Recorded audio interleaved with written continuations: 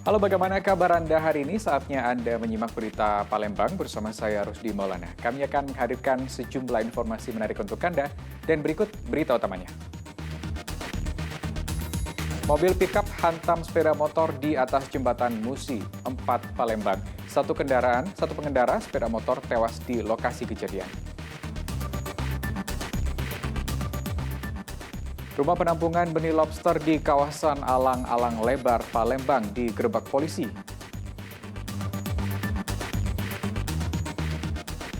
Lima hari menjelang Lebaran Idul Adha, harga daging ayam di kota Palembang melonjak naik hingga Rp34.000 per kilogram.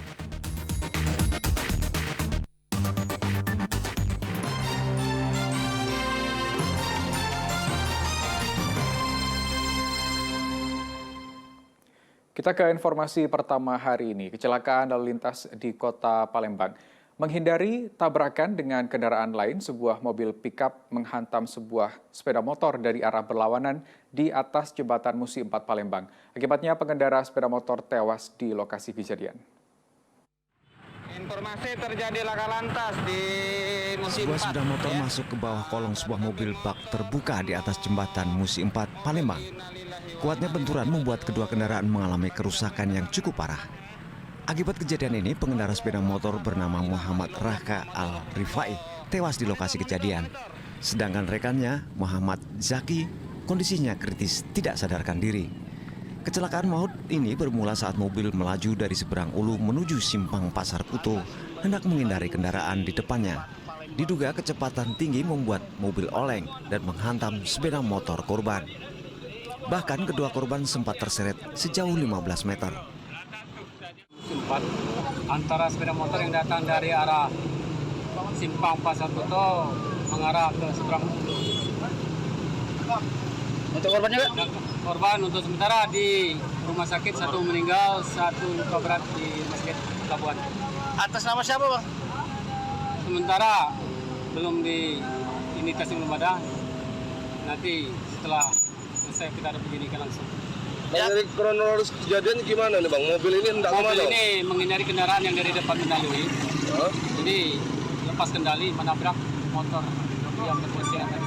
Berarti mobil pickup ini dari arah seberang Ulu hendak ke Sebelah Kubar. ke arah seberang kiri, arah Sedangkan pengendara motor dari arah berlawanan. oke. Masuk ke bawah mobil ya, Bang ya? Langsung terdorong dari depan mobil sampai tergeret sekitar 15 meter.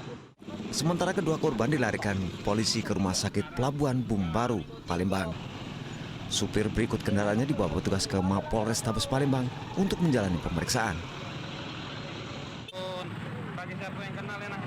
Didi Irwansyah melaporkan dari kota Palembang.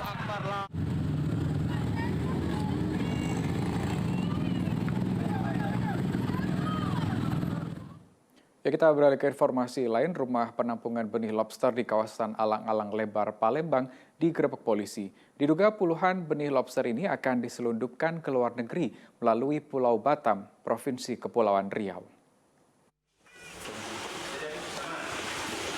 Rumah penampungan benih lobster yang berada di kawasan Alang-Alang Lebar, Palembang digerebek jajaran Reskrim Polrestabes Palembang pada Selasa siang. Dari penggerebekan ini, polisi menyita sebanyak 93.000 benih lobster bernilai miliaran rupiah. Selain itu, polisi juga menangkap 24 orang yang diduga sebagai pekerja di rumah tersebut. Penggerebekan ini berawal dari penangkapan sebuah mobil yang mengangkut benih lobster saat melintas di Jalan Bypass Alang-Alang Lebar, Palembang. Puluhan ribu benih lobster yang disita adalah jenis pasir dan mutiara, berasal dari Pelabuhan Ratu, Jawa Barat. Rencananya benih lobster ini akan diselundupkan ke luar negeri melalui Pulau Batam, Provinsi Kepulauan Riau. Kurang lebih ada 93.000. Berapa 3.000? Ada 93.000. Ya, jenisnya ini ada jenis mutiara dengan pasir. Nah, benih lobster ini hasil daripada penyelidikan pengungkapan tadi itu berasal dari daerah Jawa Barat, jadi dari Pelabuhan Ratu, Sukabumi. Rencananya akan diekspor kemana, Mak? Kirim kemana ini, Bang? Ke Batam. Berarti ada indikasi untuk diekspor ke luar negeri mungkin, Bang, ya? Ya, seperti ini biasanya diselundupkan ke luar negeri. Luar negeri Bang, menurut Selanjutnya para pelaku dan puluhan benih lobster ini dibawa polisi ke Mapolrestabes Palembang. Jika terbukti bersalah, para pelaku akan dijerat polisi dengan Undang-Undang Nomor 45 Tahun 2009 tentang perikanan dengan ancaman 8 tahun penjara. Deni Irwansyah melaporkan dari Kota Palembang.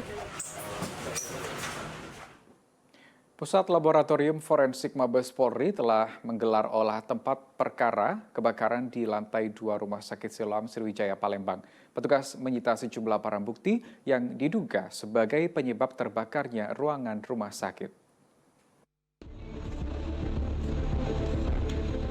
Sejumlah petugas Pusat Laboratorium Forensik Mabes Polri Cabang Palembang mendatangi Rumah Sakit Siloam Sriwijaya Palembang pada Selasa pagi. Petugas melakukan pemeriksaan satu persatu ruangan yang berada di lantai 2 rumah sakit. Olah tempat kejadian perkara ini untuk mencari penyebab terjadinya kebakaran.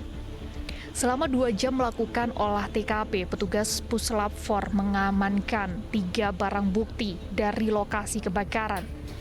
Ketiga barang bukti tersebut adalah 1 bungkus abu arang material yang terbakar, Stavolt dan UPS. Ketiga barang bukti ini dibawa ke laboratorium Polri untuk dilakukan pemeriksaan. Ini yang saya bawa 1 bungkus abu arang, terus ada UPS, ada Stavolt. 3 berarti? 3. Ada itu aja. Mana itu aja? 2 minggu dari sini baru dibungkus? Iya, 2 minggu dari sini kita lakukan pemeriksaan mulai sekarang sampai 2 minggu. Pemeriksaan di labonya. Setelah kita lakukan pemeriksaan, kita pakai AP-nya, baru kita umumkan hasilnya. Itu untuk hidupin alat medis di dalam ya?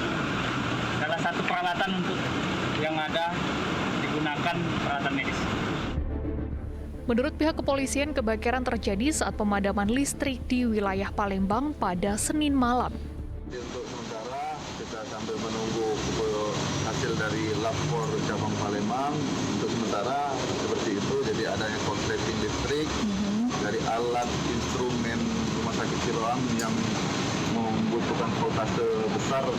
Jadi pada saat jeda waktu, timbullah adanya arus pendek. Demikian. Kini petugas memberi garis polisi di ruangan poliklinik dan ruang kebidanan yang terbakar. Sementara hasil dari uji laboratorium ini baru akan diketahui hasilnya 2 pekan ke depan. Sebelumnya pada Senin malam, kebakaran terjadi di lantai 2 ruang poliklinik Rumah Sakit Siloam Sriwijaya Palembang. Akibatnya sejumlah pasien sempat panik dan berhamburan keluar gedung untuk menyelamatkan diri. Sejumlah pasien sempat dievakuasi ke area parkir rumah sakit. Deni Irwansyah dan Yanuar Ihrom melaporkan dari Kota Palembang. Seorang remaja 17 tahun di Kota Palembang memperkosa mantan kakak kelas yang juga masih di bawah umur. Pelaku kini dijerat dengan Undang-Undang Perlindungan Anak.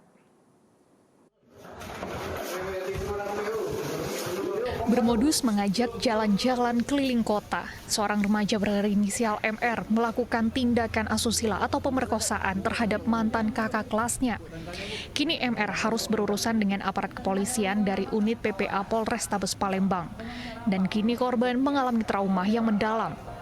Awalnya pada 3 Juli 2022 lalu, pelaku mengajak korban untuk berkeliling kota Palembang dengan menggunakan sepeda motor.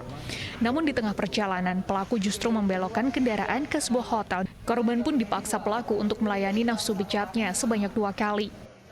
Pelaku MR, inisial MR, merupakan seorang pelajar berusia 17 tahun.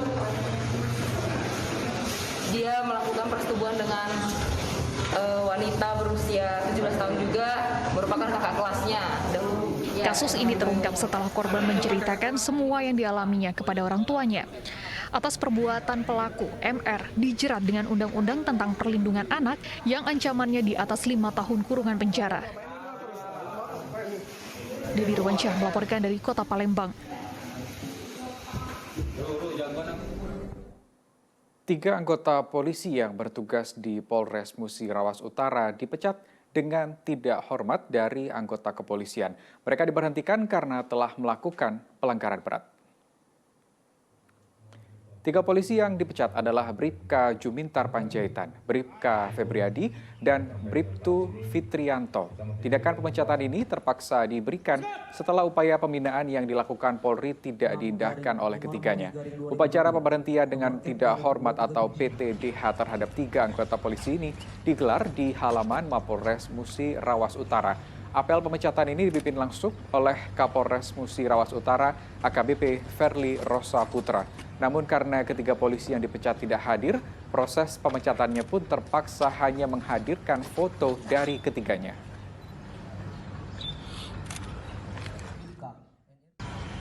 Jumintar Panjaitan, Febriadi dan Fitrianto, kita lepas tidak dengan hormat. Apabila kita flashback ke belakang, beberapa tugas-tugas kita, beberapa janji kita, beberapa sumpah kita, ketika kita akan mengawali diri kita untuk memasuki dunia kepolisian ini, tentunya jauh sekali apabila disandingkan dengan apa yang telah dilakukan oleh kawan-kawan kita.